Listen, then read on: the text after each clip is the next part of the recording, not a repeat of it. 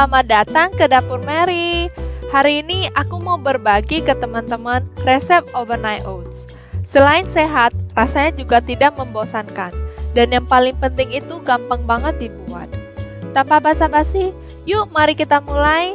Pertama-tama, masukin raw oats ke dalam botol atau kontainer. Kemudian masukin yogurt ke dalamnya. Aku memakai Greek yogurt, tapi teman-teman bisa memakai non-fat atau low-fat yogurt. Oh ya teman-teman, kalau teman-teman suka dengan video aku ini, teman-teman jangan lupa pencet tombol subscribe, like, dan pencet tombol bell supaya teman-teman tidak kelewatan semua video baru aku. Setelah itu, masukin 1 sendok makan chia seed dan juga 1 sendok makan madu ke dalamnya. Dan yang terakhir, masukin susu cair ke dalamnya. Teman-teman bisa memakai low-fat milk, skim milk, susu almond, atau susu kedelai. Aduk semuanya hingga rata dengan memakai sendok makan.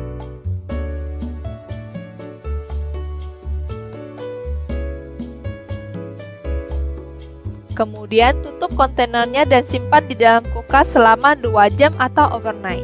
Setelah semalaman di dalam kulkas, overnight oats siap untuk dimakan. Aduk overnight oatsnya sebentar.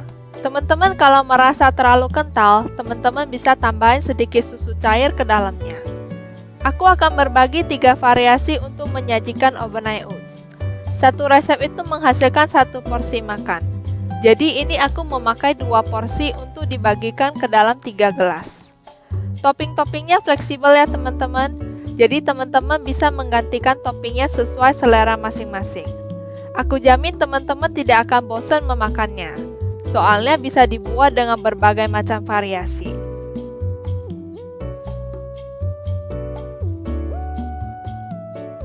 Di variasi yang pertama, aku memakai potongan pisang. Teman-teman tahu pisang mempunyai banyak vitamin dan mineral yang bagus untuk tubuh kita. Kemudian aku memakai blueberry dan strawberry. Buahan berry merupakan superfood dan juga antioksidan.